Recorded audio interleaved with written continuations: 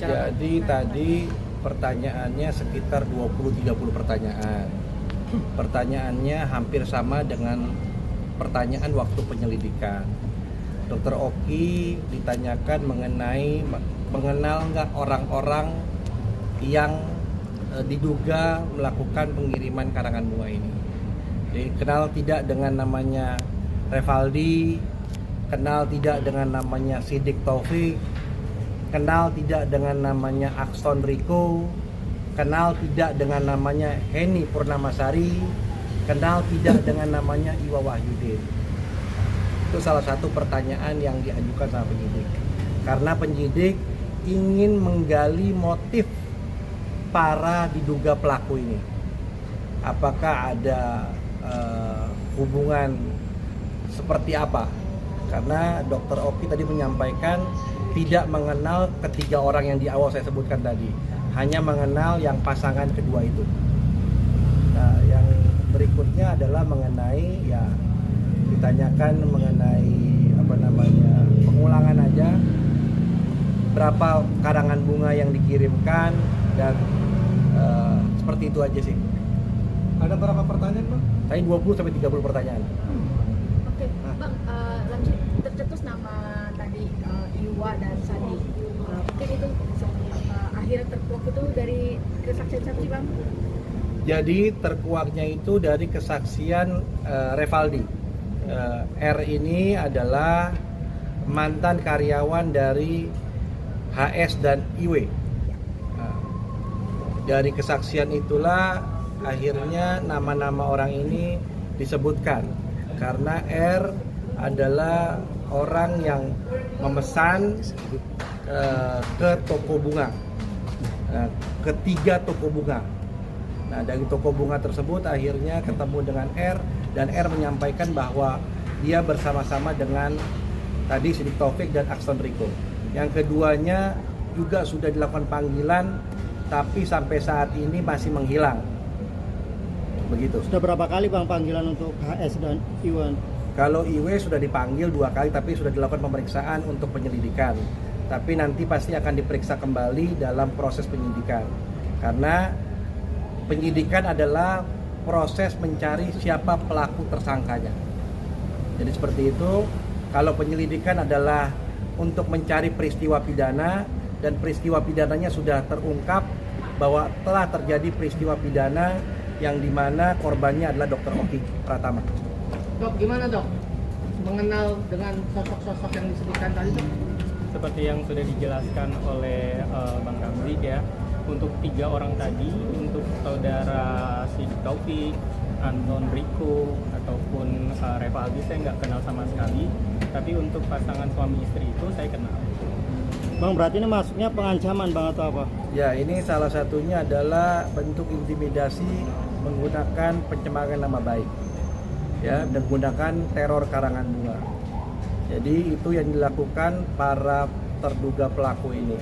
Nanti akan dikemukakan oleh penyidik siapa-siapa aja yang nantinya akan menjadi tersangka dan peran-perannya seperti apa. Karena saya tidak mungkin mendahului penyidik untuk menyebutkan siapa-siapa saja pelaku dan peran-perannya seperti apa. Yang jelas tadi yang bisa saya sampaikan, peran-peran ini, orang-orang ini kenapa ditanyakan, tadi dari pertanyaan Mbak Media, dari mana nama-nama ini, dari saudara R, yang mana saudara R ini adalah karyawan dari kedua pasangan tersebut, yang saat ini sudah tidak lagi bekerja. Bang, motif mereka apa, Bang, melakukan perbuatan itu? Ya, saya tidak bisa menjawab karena kan itu pertanyaan yang kalian harus tanyakan kepada yang bersangkutan. Yang kami sampaikan tadi bahwa kami tidak mengenal ketiga orang tersebut. Kami hanya mengenal kedua sosok pasangan itu karena dulu pernah ada urusan bisnis dengan Dr. Oki dan sudah selesai beberapa di tahun 2023. Mendapat imbalan berapa sih, Bang, mereka itu? Yang diinformasikan katanya ada belasan sampai puluhan juta. Apa yang membuat akhirnya mereka mengakui perbuatan itu, Bang? Ya, saya juga tidak bisa menyampaikan di sini. Yang jelas, yang R ini datang kepada saya menyerahkan sejumlah bukti-bukti bahwa dia adalah orang yang disuruh oleh kedua pasangan tersebut.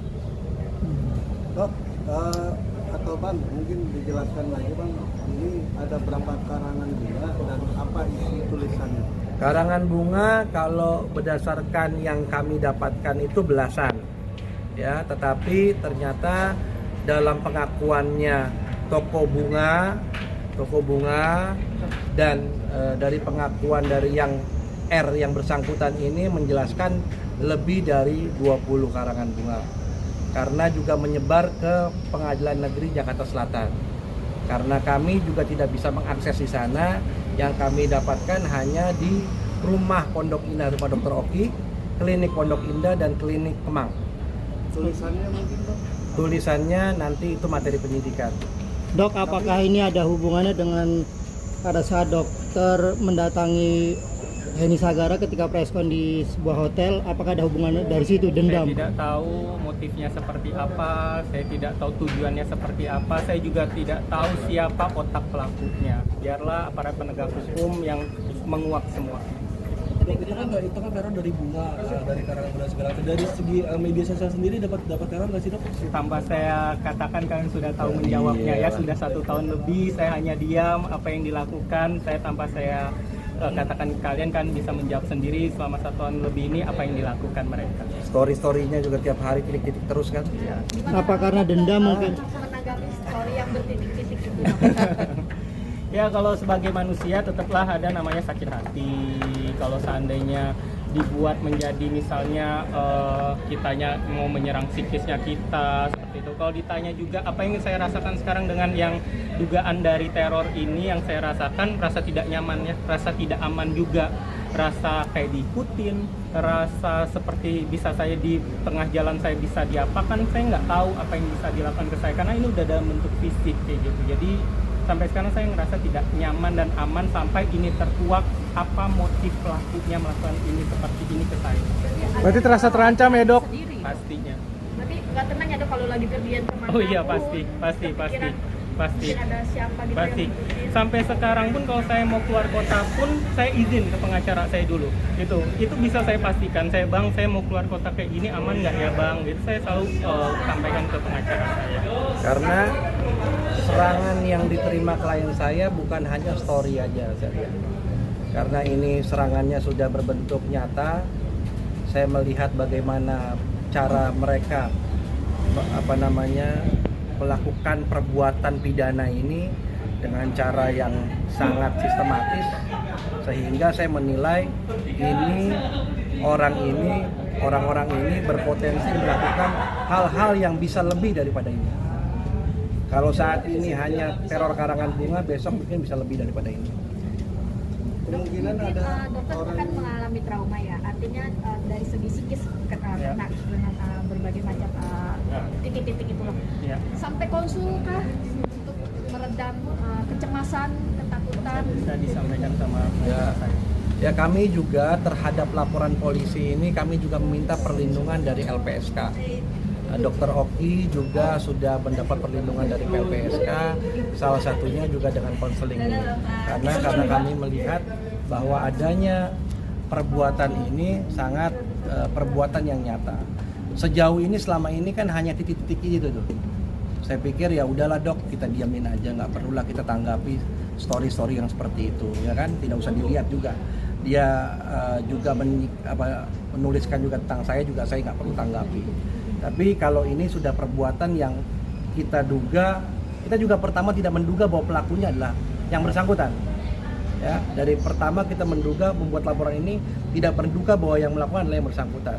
Tetapi setelah peristiwa naik sidik ini kita mengetahui bahwa peran-peran yang bersangkutan adalah menjadi peran aktor utama, saya kira. Bang, kalau nggak salah Dr. Oki juga dilaporkan juga ya oleh HS di Polda Jabar, Bang. Jadi mengenai Polda Jabar, sejauh ini Dr. Oki hanya sebagai saksi. Kita tidak pernah menerima laporan atau SPDP sebagai terlapor. Jadi saya tidak bisa menyampaikan bahwa Dr. Oki sebagai terlapor atau yang dilaporkan di Polda Jabar. Tapi kan kalian teman-teman media tahu semua bagaimana penggiringan opini bahwa seolah-olah Dr. Oki ini dilaporkan di Polda Jabar sehingga membuat laporan balik. di Polda Metro. Itu tidak benar sama sekali.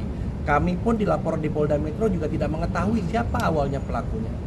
Dari hasil penyelidikan inilah sehingga terungkap bahwa pelakunya adalah dari awalnya mantan karyawannya pasangan tersebut sampai akhirnya pasangan tersebut juga terlibat dengan memberikan sejumlah uang kepada mantan karyawannya. Dan udah tahulah udah hampir 2 tahun ya, saya dibilang minggu depan tersangka, besok tersangka, sampai sekarang alhamdulillah saya tidak pernah terlibat untuk ketok palu saya itu terlibat menjadi tersangka kayak gitu.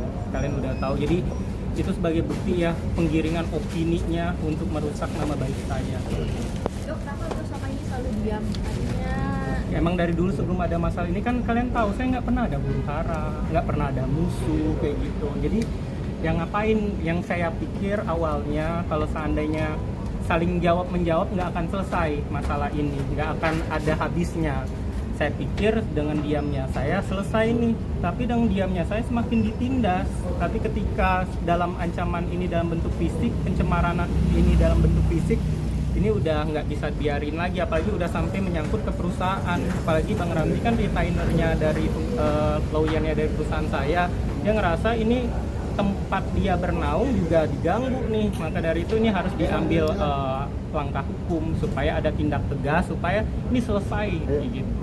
Yang awalnya juga waktu penyelidikan, ketika kami masih di penyelidikan, kami nggak tahu nih siapa.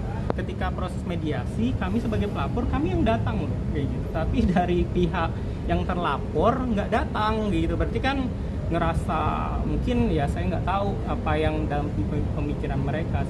Ketika penyidikan ya kita ikutin aja lah proses hukum. capek ya Dok? Artinya dengan Ditanyakan itu ya lelah, pasti lelah. Tapi demi mengungkap semua kebenarannya ya kita lewati. Dok, Oke. mungkin Dok sedikit dong, mungkin tanggapannya juga kan